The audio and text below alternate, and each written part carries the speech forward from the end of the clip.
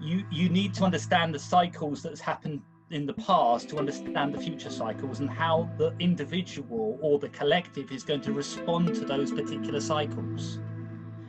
And once you have that in place, then you can begin to sort of predict how things are going to turn out. And again, this is written in 2011, and this is the end of a chapter on United Kingdom and what's going to happen politically there. And I'll just read it out to you because, you know, this is about me remembering and go, oh, right, I'll write that. And it says, as the UK comes to the end of 2020, there is a close conjunction between Saturn and Pluto by 2 degrees. Uranus is now in the zodiac sign of Taurus, with Neptune in the 6th house, which causes issues with the health system, but also allows more alternative practice to become the norm. The outcome for the UK from the last 8-year cycle is one of momentous struggle and change for the governments and the citizens of the UK.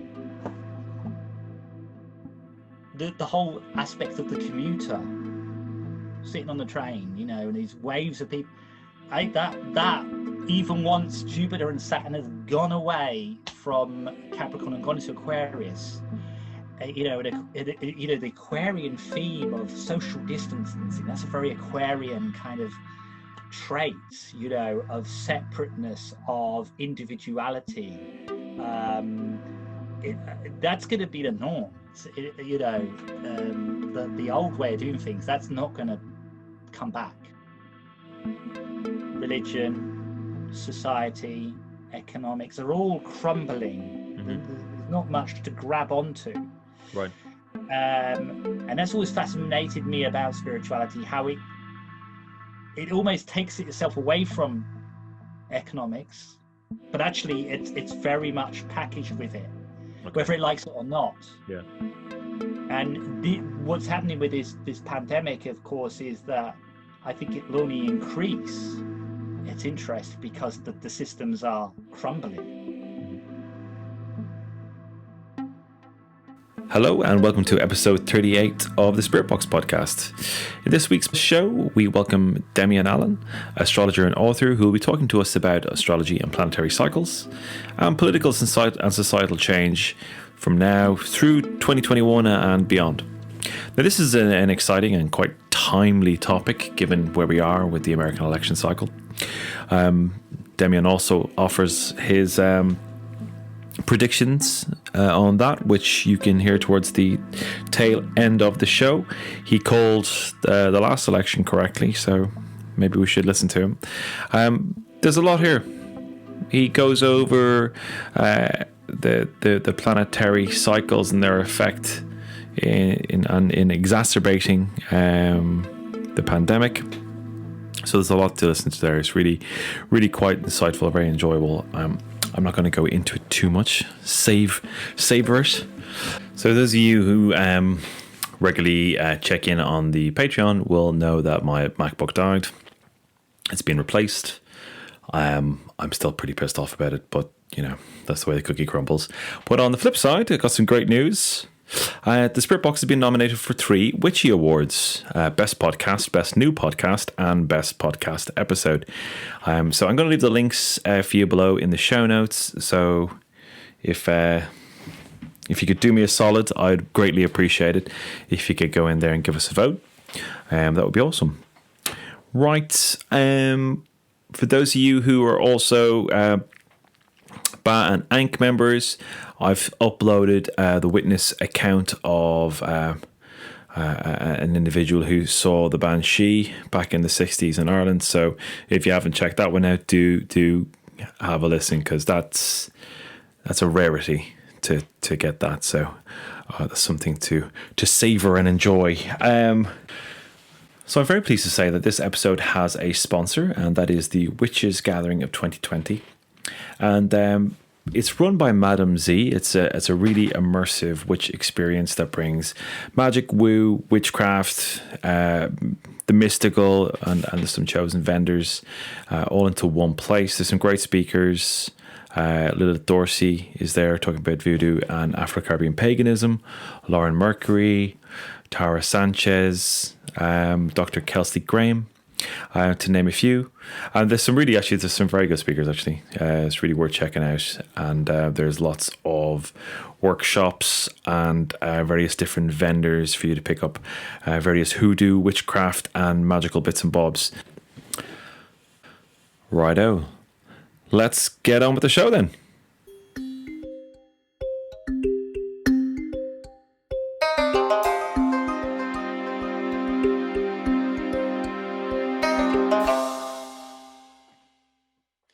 Demian Allan, you're very welcome to the Spirit Box. Really great to have you here. Yeah, no, thank you very much for inviting me. I'm looking forward to tonight.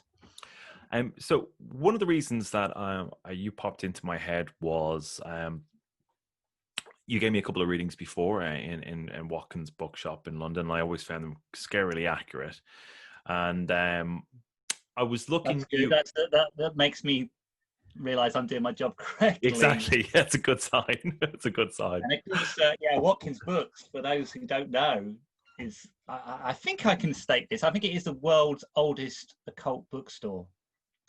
I think it is. I think 1898. I think. Wow. Amazing. And it moved into the current premises in 1903. And so I think it's got that claim now that it is the world's oldest esoteric bookstore. It is a lovely place. I like the basement floor has a lovely kind of archival higgledy-pickledy bookshop, that kind of wonderful type of bookshop. Well, that's where also on that second floor in the basement, that's where some of the early rituals of the Hermetic Order of the Golden Dawn used to practice. Really? No way. Yeah, and particularly Arthur Edward Waite, who obviously created the Rider-Waite's tarot deck with Pamela Coleman-Smith. His Isis New Lodge as well. They did the rituals there because they were good friends with John Watkins, and John Watkins was friends with Madame Blavatsky. Yeah. So that was a bit of a melting pot for a lot of that, early Edwardian occult groups.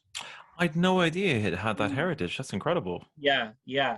And, everyone at that time went to that bookstore. And the reason it became a bookstore is because John Watkins, who was friends with Madame Blavatsky, she said, well, there needs to be a decent occult store in London. And John Watkins went, right, okay, well, and he got one going, which is Watkins Books. And obviously he went into publishing. Yeah. And so there is a huge amount of history in that place. The early rituals of the Hermetic Order of the Golden Dawn, the Mayfairs. Aleister Crowley was a big, he used to go and visit the shop regularly. Arthur Edward Waite used to try and get his poetry published via John Watkins. His Isis Lodge group, they did rituals down there. That's fantastic. It's quite a big historical occult aspect to it.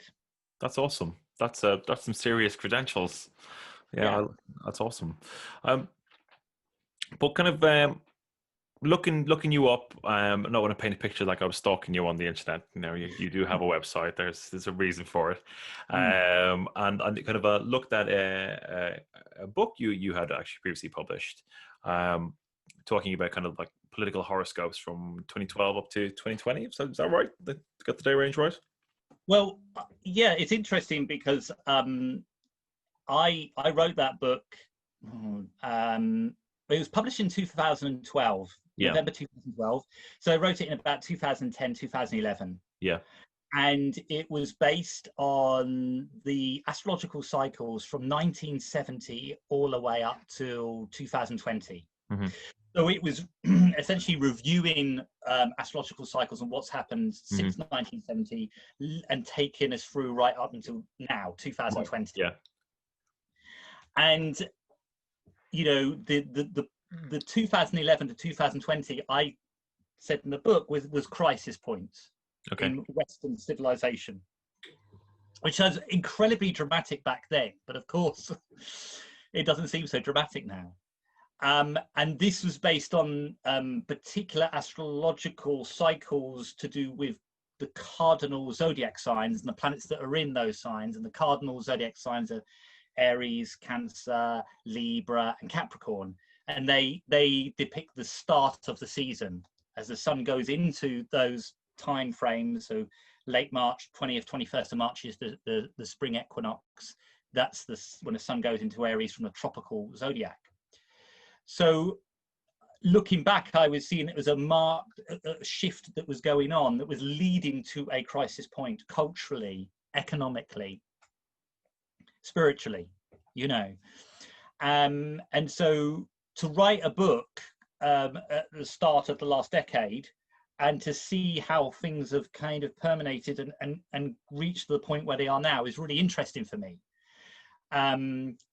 You know, because I did make a very bold, I made predictions in the book, rather maybe in a slightly arrogant way, or a naive way, whatever you want to call it. But I made predictions because I've always been an astrologer that has been, you know, astrology for me is about making predictions, and you know, there can be a moral compass behind that people will argue and stuff like that.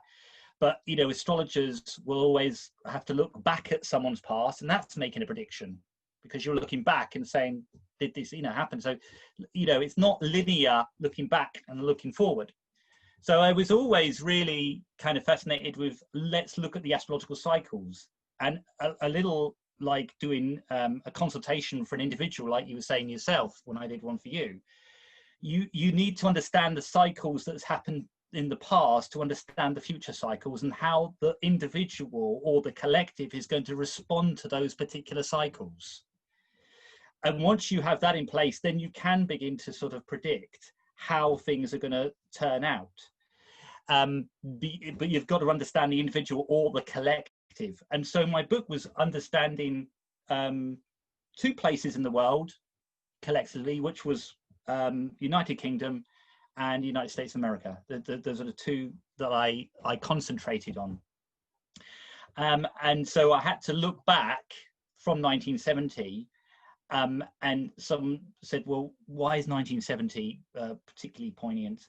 And it was to do with the outer planets, which are Uranus, Neptune, and Pluto, and the cycles that they were entering into at that particular time. And what's really interesting is that a lot of people talk about the 60s subculture, and how that changed the way that we did many things, not just in art, but in terms of economics, in terms of the pharmaceutical companies, in terms of spirituality. Actually, for most people, the 70s were the real turning point for the collective. There was only a small amount of people, and there were seeds being planted in the mid to late 60s. And so for me, it was looking at the 70 being a starting point, and 2020 being the sort of the end of a crisis point, or we'll know where we are.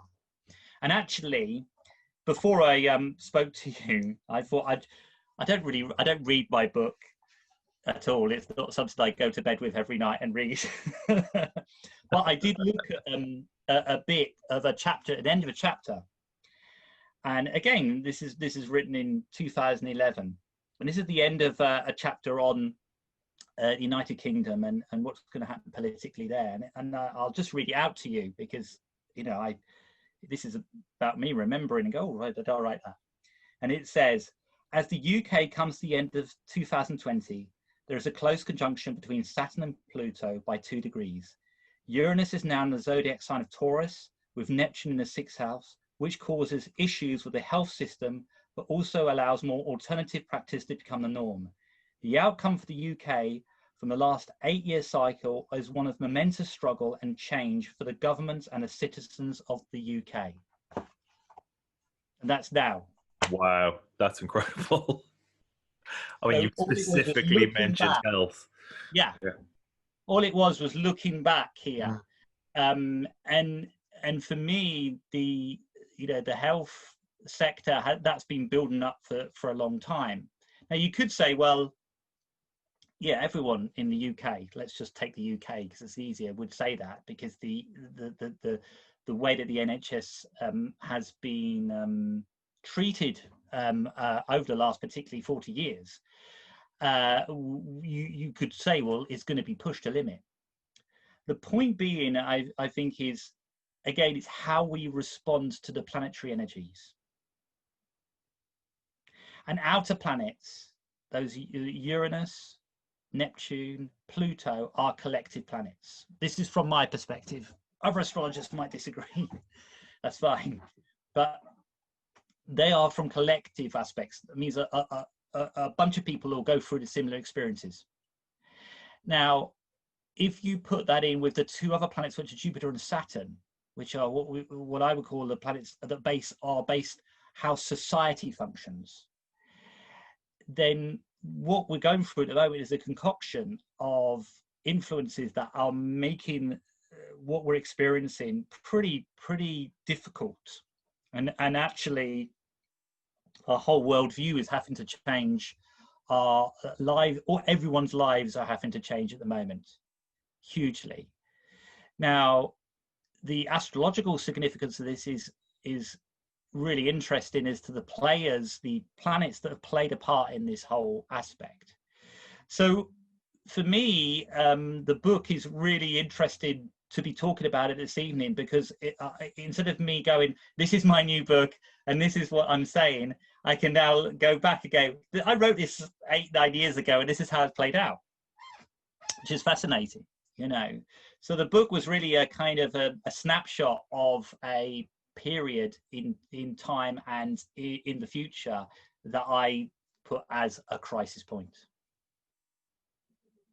Well, it's remarkable to have pulled up health and to pick up, you know, where we would be at this point, which again is totally unprecedented. It's not something kind of any of us have had really a touch of in our lifetimes.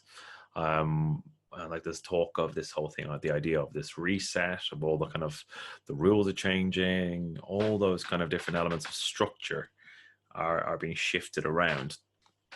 And I was wondering, kind of looking at that and looking at kind of your current view of things, you know, what's happening in amongst the planets that's pulling these threads, that's moving us in kind of these challenging directions. And yeah, there's a really interesting aspects of this. I'm going to slightly take a different angle from it. So I've been a practicing astrologer for many years. I've given thousands upon thousands of readings, consultations to people, all different types of people from all walks of life. Now, one of the major aspects that I really started to see, I would say in 2018 and 2019, those particular 2 years, was a general panic and collective anxiety that was beginning to really manifest with clients. And what I mean by that is that the feeling was that people cannot keep up with what the world expected and what society expected from them. That they felt that they were literally on a metaphorical hamster around the wheel, and the life was just going too fast, and it was hard to breathe. And I think that certainly one of the, because I've been in what we would class as the new age, and I don't really like that term, but I'm going to use it now, for many years.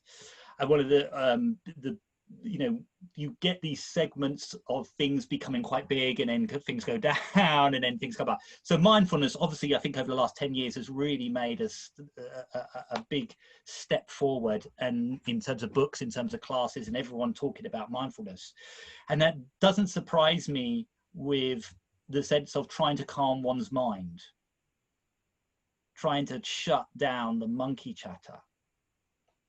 So I think there was a build-up of people actually find it very difficult just to keep everything going, in work, in relationships, being parents, financially, social media, what was expected from them, CCTV, conspiracy theories, internet, sport, everything was just.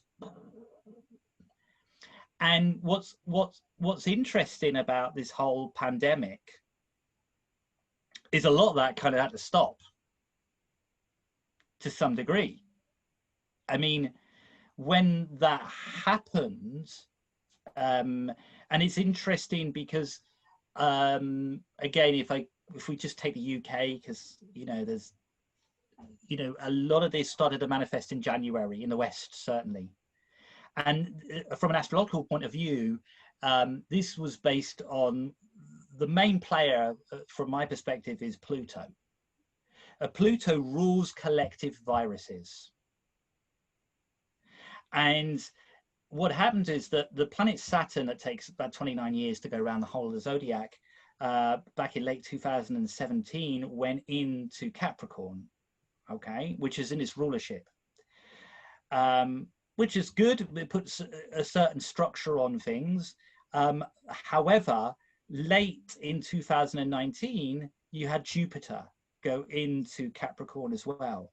And plus you had the lunar nodes in there as well. So you had a stellium of planets in Capricorn. Now, Capricorn is all about governmental institutions, the traditional work. And in the Northern Hemisphere, of course, it rules the first stages of winter. Now, Jupiter and Saturn are like feeding Pluto, particularly Jupiter. Jupiter in Capricorn is actually in detriment. It can't do much, to be honest. And Jupiter is the planet of expansion. It's also the planet of travel, education. Now, expansion is a big word for this because it touches Pluto in Capricorn, and it expands a collective virus. This is why this has gone all around the world. It's made it bigger and bigger and bigger. And essentially Pluto as well rules fear. I always describe Pluto as like you're around a campfire at night and you can hear rustling in the bushes behind you. You dare not look behind you. And one day you'll have the courage to actually step up, turn around, and you'll see it was just a hedgehog. Nothing more than that, but the fear that's created. And then Saturn also coming into conjunction with Pluto as well as Jupiter really set things off. And also you had the lunar nodes and a lunar eclipse happening around about 11th, 12th of January. It's always worth checking around that time. And that was in Cancer, the opposite sign of Capricorn. Now, so what's happened here is that Jupiter and Saturn have been going back and forth, hanging around Pluto. And what's interesting is that I sort of said there'll be a kind of a turning point on this around about the summer solstice and around about the 21st of June, which is when we started to come out of that lockdown period. And there's also a significant period coming up in the 3rd and the last week of November in this, because the reason why is because Jupiter and Saturn make that conjunction with Pluto, particularly Jupiter and Pluto. Now, this is the interesting thing. In the middle of December, both Saturn and Jupiter leave Capricorn and go into Aquarius, and they don't go back into Capricorn. Now, in astrology, if you've got a planet, let's say with Pluto that rules collective viruses, you need other planets to spread it. You need other planets to make something happen, right? So if you've got Jupiter and Saturn no longer making conjunctions with Pluto, it's got nothing to actually feed off. I'm not suggesting it's going to disappear or go away, but the fear is going to go away. I would probably say that there may be some kind of vaccine that sort of is announced in the 3rd week of November or the last week of November that suggests that it's all going to be okay, and the fear gets taken away. And this is a lot about fear. And so you always need other planets to make another planet do something. Now, Pluto's interesting because Pluto went into Capricorn in 2008. 2 weeks later, we had the Lehman Brothers crash, financial crash. So Pluto's got a funny orbit. It can take up to 24 years to spend in the zodiac sign, and then sometimes it can spend about 9 years. It's got a funny, it doesn't stay in each sign of the zodiac all at the same time like the other planets. So, you know, if you look at governmental structures, I used to do this in workshops. I used to say, you know, 15 years ago, I used to say to people, how many people trust the government? And a half would say they trust the government, half wouldn't. I've said it over the last 3 or 4 years, and you get one person who trusts and the rest go no. That's hilarious. Yeah? Because Pluto is actually dredging up all of the crap, excuse my French. Yeah, yeah. But you can say what you like. You can say what you like. You're good to go. Right up to the surface. And the institutions that we rely on since 2008 have been challenged. And so we're all in this particular period where we don't trust the people who are telling us what to do. Now, there'll be always people that won't have done that, and that's fine. But there'll be a majority of people, and a majority of people will put trust in governmental institutions. You know, they will do.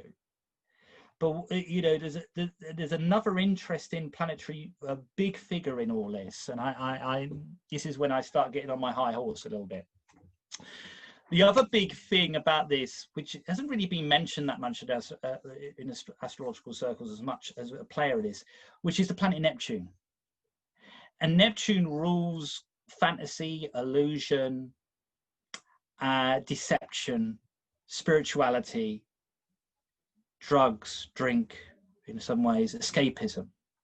And in 2000, early 2011, Neptune went into Pisces for the first time in 165 years. Now, what if you look at that point, and something like the internet and social media was, of course, before 2011, but that point is a marked point in smoke and mirrors in terms of how people communicate and what's said over the internet or how we're speaking right now or through social media. And this has created a problem within politicians respond and reacting to that. So there's a very emotive thing. And one of the good examples that I think has happened is that people expressing themselves online in very, very verbal ways and sometimes very unpleasant ways and being very emotive to what someone said. And this is sort of escalated this instant response that I believe politicians have taken on board.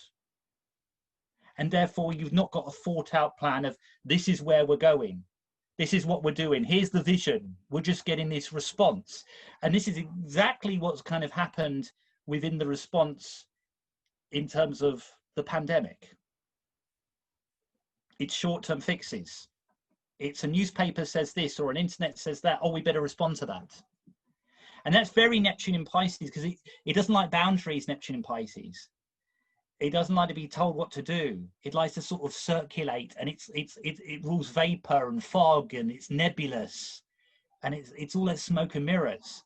And we're experiencing that on top of everything else. So while the way that we are communicating, the other thing that has been, and this is interesting in terms of yourself, in terms of the podcast, is that spirituality has started to become much more mainstream and much more accepted than it ever has been. You know, so people are talking, people are able to talk about stuff.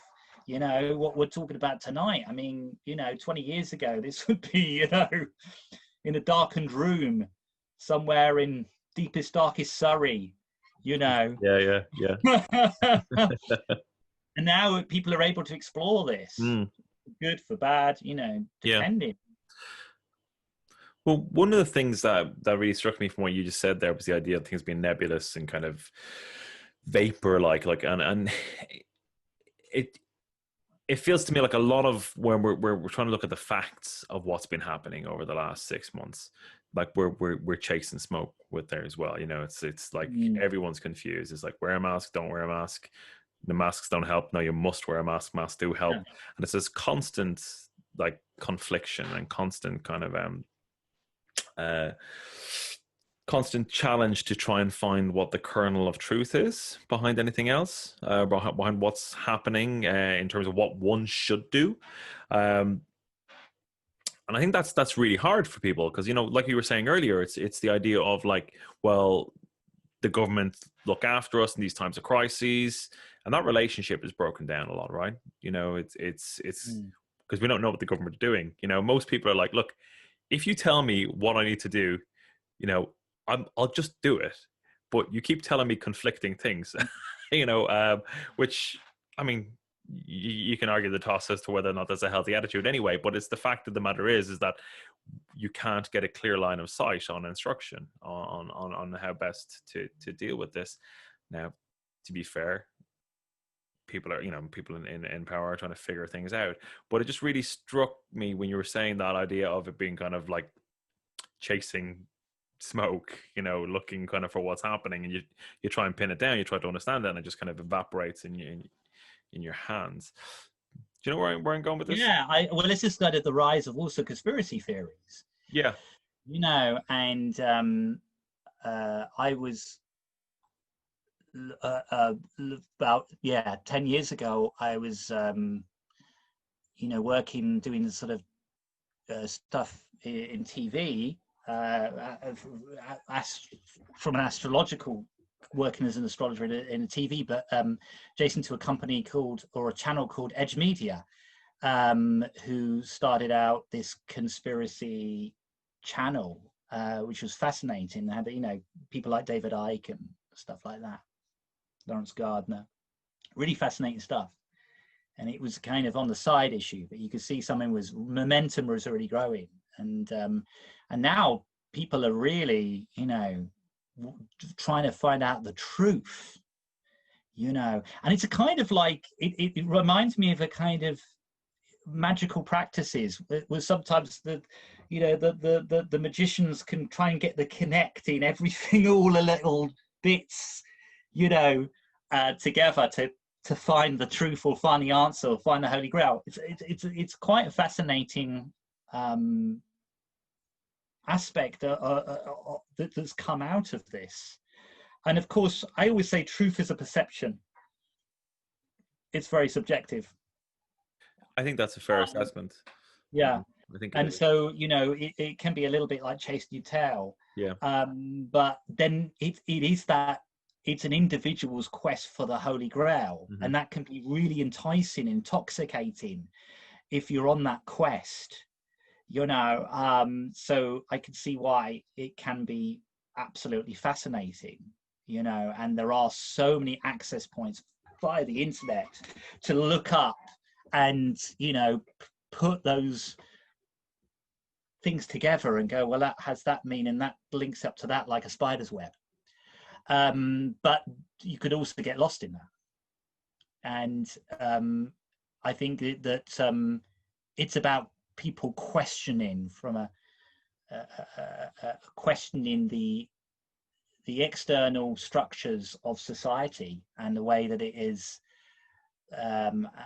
being run. And I think that could be a good thing. Of course it can, because you know, for a lot of people it doesn't work. For the majority of people it doesn't work, I'd say, you know. Like building on that as well, I think that one of the things that has shifted in kind of in the broadest sense is that people don't really buy, you know, they don't buy the marketing lines as much. You know, they kind of spot the media lines. They're kind of much more aware of they're being marketed to, you know, and I think people kind of get a sense of that.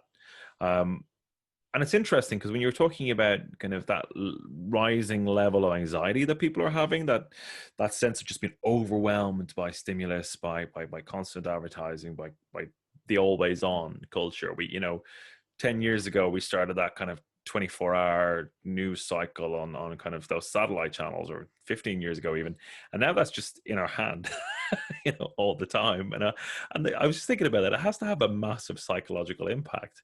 Yes. It's just constantly going. Now I think I'm going off track here a little bit because it's just interesting stuff. Well, no, But, advertising was also ruled by Neptune. right. Okay. So is film. Actually, you go into cinema, you watch a film, and it is projected onto the screen, and there you have it. You put into a different world. It's a form of escapism. You're transported. Advertising is glamour, and the esoteric writer Alice Bailey.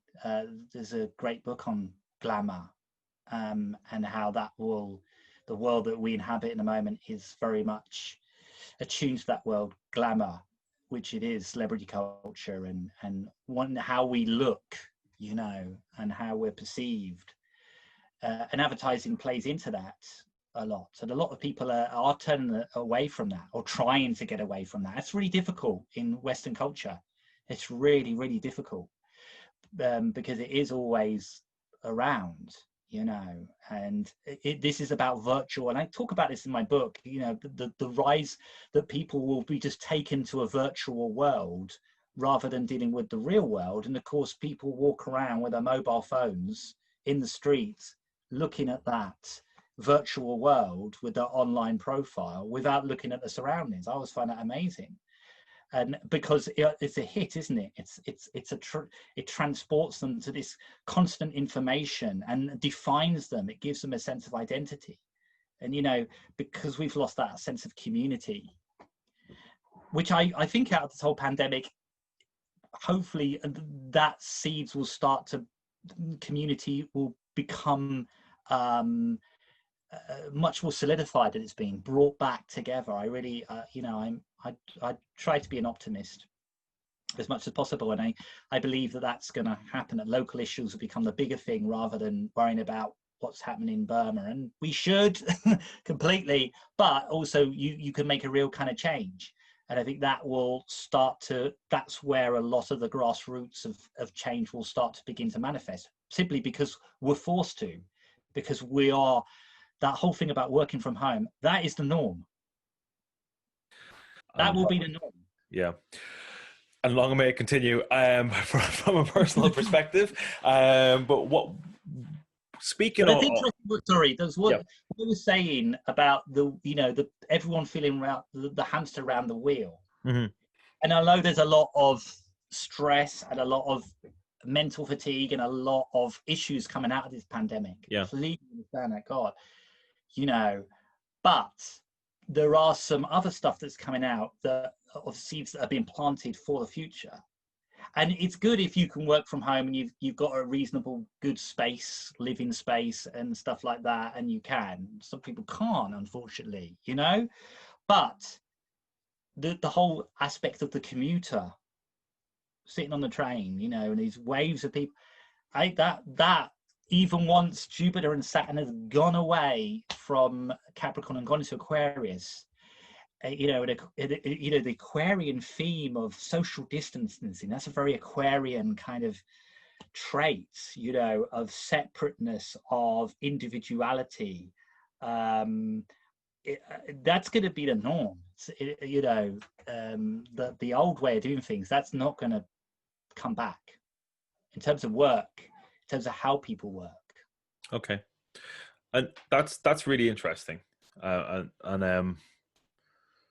think if we could pull that thread a bit more of I know we spoke about kind of earlier in the show about November, we're going to see possibly something to alleviate fear come, but in terms of kind of looking at kind of Christmas, up to Christmas and post Christmas, what are the interesting things you're expecting? Or the most interesting astrological aspect happens just around about the Christmas period, and then going into 2021, which is that Jupiter and Saturn make a conjunction with each other in the early degrees of Aquarius.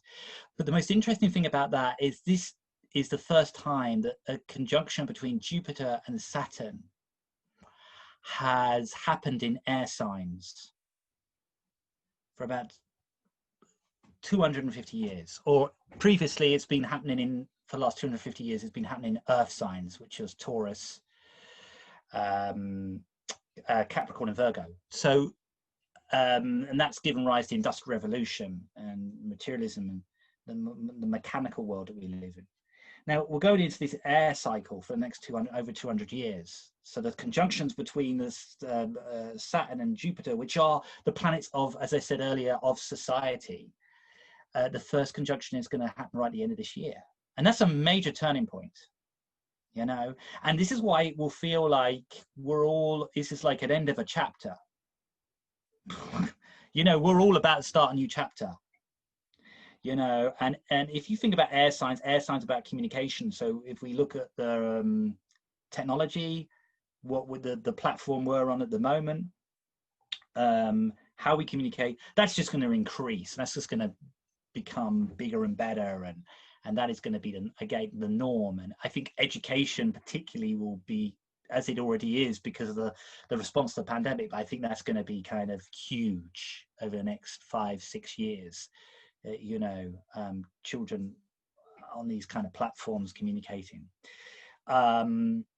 So that is a massive thing, you know, and I think that there is, in terms of how we deal with life, it's not going to be creating that materialistic attitude.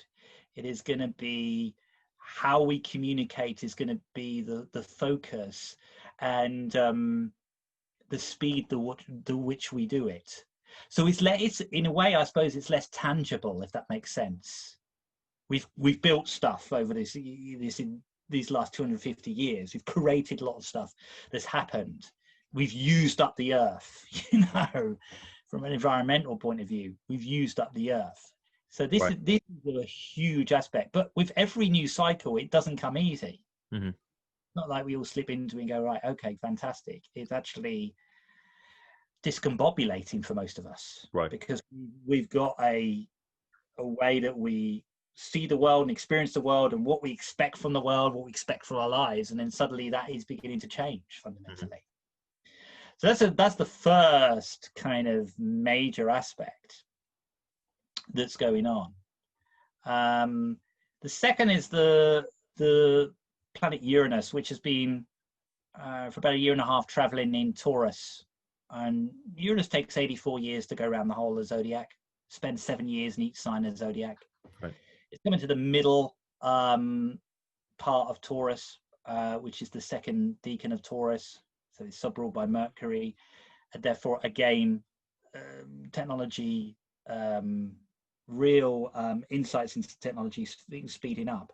But more interestingly, a whole revolution in terms of the agricultural basis and food in general.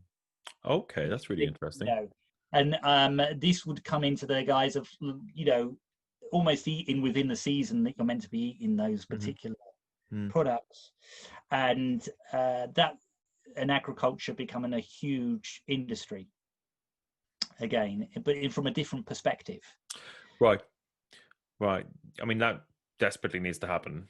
You know, like So we have as our food chain. Yeah, food is, when Uranus went into Taurus, you know, say food is going to be a big thing. The idea of food, and we don't know how COVID happened, but there's various aspects there, but one of them is from food. Yeah.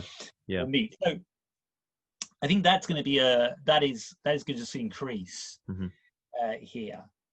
I'm optimistic about 2021. Okay, great. I am optimistic. But it's how, as people, we respond to it. And if you're prepared, you're happy to make the changes, then you'll be able to get the best out of it.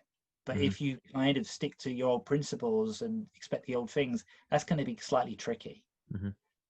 But I feel like at the moment, it's going to feel like we're at the end of a chapter or end of a cycle. It's doomsday. Everything's just going You know, it will feel very macabre at times, and you know, the end of the world kind of scenario.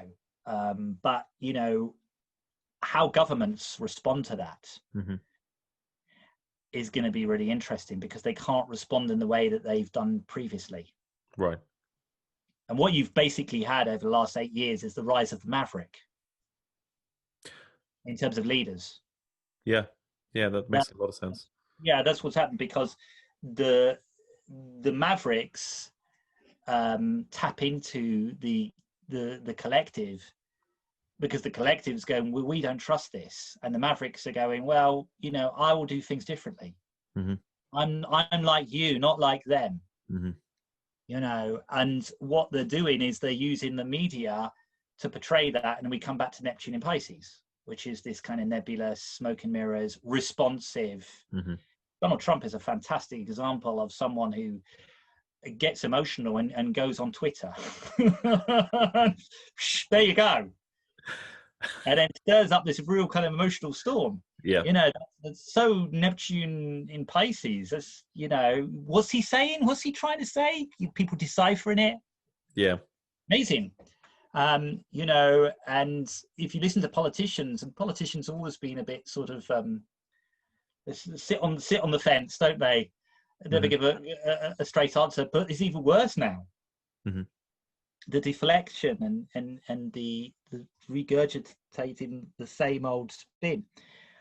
So there's become a standard to it, but the mavericks have become in positions of leaderships because people are sick of what they've had previously. Right.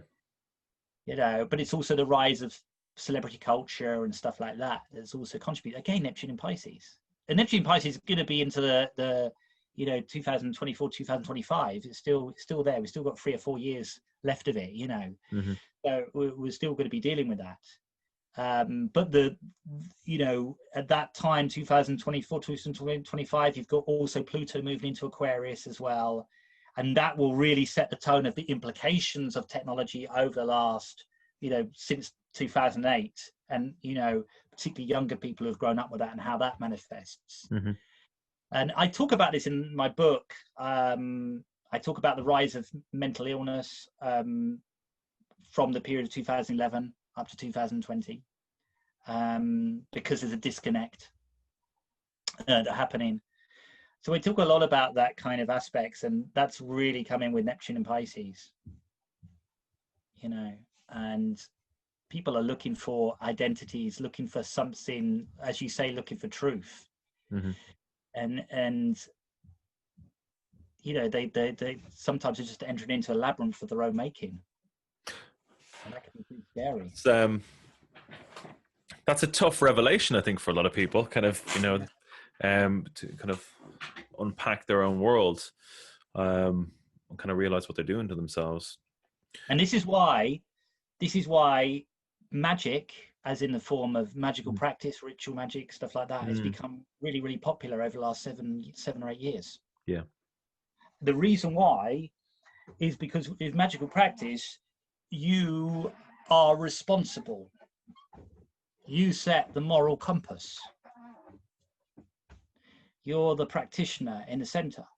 And a lot of it is about, and I'm being very basic here, actually, and stereotypical in a way. So forgive me for that, but I'm just, you know, why do people get into it? It's because they, you know, what is the aspect of magic? It is there's loads of aspects, but it's to transform, it's to have some kind of control over your environment, to create something. Now, so a lot of the people, particularly, you know, younger people in the 20s, the 30s, they are really getting into magic, a magical practice, and you know, because of stuff like the Picatrix and stuff like that.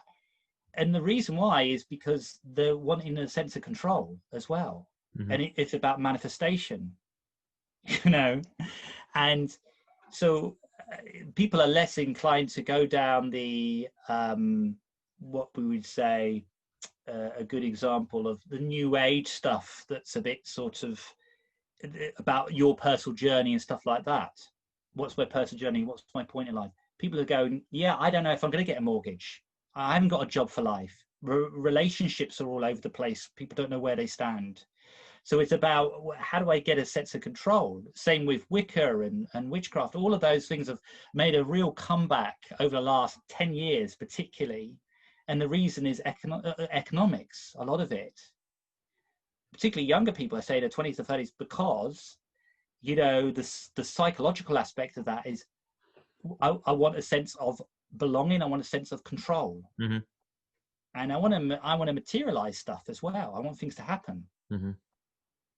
So it's really interesting how spirituality and the occult and economics come together. Right. And I don't know, that's what you would feel is the case, but that's what I've sort of observed over the last 10 years, definitely. Well, I think there's a number of things there as well. That there's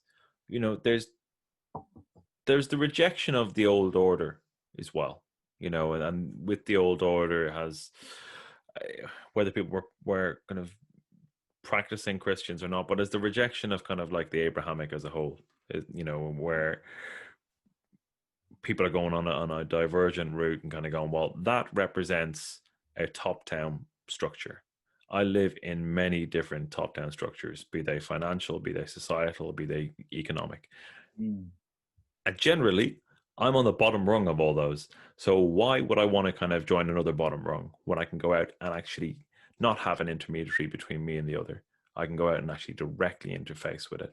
And I think that's the kind of that liberational part of a magical practice. Just as you said, you're responsible. You manage your own moral compass. You don't go to the rabbi. You don't go to the priest, the imam. You do it yourself. I mean, obviously, you consult. There's text, and there's always kind of lodge structures, if they exist that much anymore. But you still kind of remove few of the intermediaries. You still have your own agency, and I think that's quite an attractive thing. And there's also the feeling of being really rudderless, with so many vast forces that can just squish you in an instant. Again, like the banks, 2008, and how that just snapped out the dreams of a generation. Where even if it's just doing like a basic sigil or a basic piece of kind of Wicca manifestation, I think it might give people a sense of, actually, I've got some say in this. I've actually got, I can put my hands on the rudder now and steer this a bit. I mean, however real that is, but I mean, if if someone's getting something from it, then it's doing something for them. Yeah. Oh no, absolutely. I think again, I'm bringing it into the aspect of the Neptune in Pisces, and trying to find something that transcends beyond the ordinary. And I think that is the key to Neptune Pisces, and that indeed is the positive manifestation as well as the negative. The fact that it's one step in another world. What's interesting is how spiritual practices responds in the Western world, respond to economics or how people feel, and again, with clients over the years. When I started doing astrology readings back in 1998, and a lot of my clients back then were what we'd deem as the baby boomers, at the time, in the sort of late 40s, where I am now. And they want to know about the journey and stuff like that. It was very much the cultural background was, we were brought up, our teenage years from the 60s going to the 70s, these are the opportunities we had. And that lasted for, a good sort of 10 years. And then you had the next batch, but they were far different. That was a different generation. Right. They're much more, it's not about my journey. I want to know what I'm going to get out of life, because I don't feel secure. There's the Xers, right? The Gen Xers. Yeah. And that has actually increased as generations have come up. Mm-hmm. And what amazes me is that like astrology a lot, because of the, in a sense, the internet, but even 15 years ago, around about 2004, 2005, astrology was, it wasn't huge. And then again, in the last 10 years, it's really gone up in terms of interest, in terms of being really kind of popular again. Right. Different way to what it was before. Because it's a sense of, it's a philosophical system where things make sense. Yeah. If you go into it, you study it. It's a strong philosophical system that says, right, okay, this makes sense. Of course, I'm feeling this way because it's a full moon, or of course, Mercury is causing me problems. And that gives a lot of comfort to a lot of people at a time when religion, society, economics are all crumbling. There's not much to grab onto. Right. And that's always fascinated me about spirituality, how it almost takes itself away from economics, but actually it's very much packaged with it, whether it likes it or not. Yeah. And what's happening with this pandemic, of course, is that I think it will only increase its interest because the systems are crumbling. Yeah, that makes a lot of sense. Yeah. I'm conscious of time, and I just wanted to ask, is like, what have you got going on next, and where is the best place for people to find you? So my website, demianallan.com, is the best thing. And I write for Kindred Spirit, doing the horoscope columns. I also write political astrology for the Mind Body Spirit magazine, published by Watkins Books. So yeah, busy doing those and doing consultations, and surviving the world like everyone else at the moment. Yeah, absolutely. And I suppose, just for the benefit of the listeners, I think you've done like 3 or 4 readings for me. It was the 3 or 4 consultations. It was because basically the first one kind of was, they're very good in terms of kind of our actual conversation, but what you kind of laid out as kind of, what's coming your way, or what things that I need to be aware of, was extremely accurate, like down to the specific months when you were like, something will happen along this time, and it did. Like, it was bang on, and consequently I've kind of come back to you a few times. But yeah, that was it was quite a telling thing, because I think a lot of us in this space we do a lot of, we do a lot of that. We do a lot of kind of like, be it tarot, be it astrology. It's just part of who we are. So how do we navigate what's coming? What's the best course for us to take? How do we avoid the kind of the stormy water, or pick the best course through it? And you can't. Yeah. You can't avoid the stormy water. Again, you can respond to the stormy periods better. Yeah. I like that. I like that actually a lot.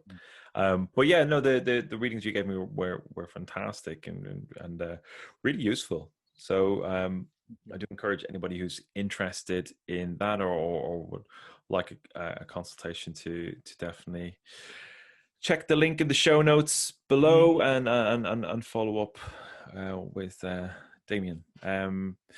So that was really interesting. And with the kind of political astrology, do you do for Mind, Body and Soul, or Watkins? Mind, Body and Spirit magazine. Mind, Body and Spirit, yeah, of course. Kindred Spirit. Yeah. And do they have an online presence? Do you do kind of a Yeah, they have an online presence. Yeah. Yeah. So before we wrap up, I have the $1 million question / pain in the arse question. So feel free to tell me to do one if if it's annoying. But we got Trump and Biden coming up. What's your thoughts? Yeah, this one's a really tough one, and it's not a cop out, because the last election, I said Trump will win it. This is a really kind of tough one, and this is going to be like one of those strange ones where it's not quite given a clear answer. Mm-hmm. But just looking at it, and again the symbolism, and looking at the states chart, it would indicate that there's a new person in town, right. A new sheriff in town, But the problem is, if I've just got time for this. Yeah, of course. All the time in the world. If you look at the United States of America and the archetype, I've always said this, Donald Trump is like Wild Billy. You've got this kind of very kind of cowboy archetypal ancestral kind of thing going on. It's like a Wild Billy. And you need, male or female, you need a Wyatt Earp character to come in and clean up the town. Yeah. And the problem is that the candidate who's against Trump is not quite there. He's not that. Mm-hmm. And so this is a short-term fix. But there is someone coming in that's going to be that kind of Wyatt Earp figure. That's right. In terms of Trump himself, the light is not shining on him from an astrological level. But I don't think it will be announced on, I think is it the 6th of November? Something like that, yeah. Something like that. Yeah. I don't think it's announced quite on the night. I think this is one of those recounts, stuff like that. Right, okay. Can be dragged out. Yeah, and smoke and mirrors, So it's not a clear-cut one, as it was when the last one, when Trump, won. But the symbolism behind the states is, that's why last time I could say, well, yeah, he will win, because he was just in that symbolism. He tapped into that. Yeah. That kind of archetype. Mm-hmm. And he just gone with that. Mm-hmm. And, but now that's not the case. Right. But the opponent is not the answer. He's the short term. Right. Well, I mean, who was Biden's Vice's Camilla Harris? Yes. Yeah. Well, she said something in an interview about kind of being in my administration or something like that, to that effect. So who knows? She might have some foresight of her own there. It'd be interesting. Yeah, I just think if the Biden winning would only be a short term win for him. By the end of 2021, I think there'll be someone else in charge. Yeah. So but as I said earlier, the United States of America has there's some good stuff going on in terms of the chart. So it's exciting. Wonderful. Well, that's a tantalizing piece to end on. I really appreciate your time. It's been fantastic to have you on the show. Thank you very much. Thank you.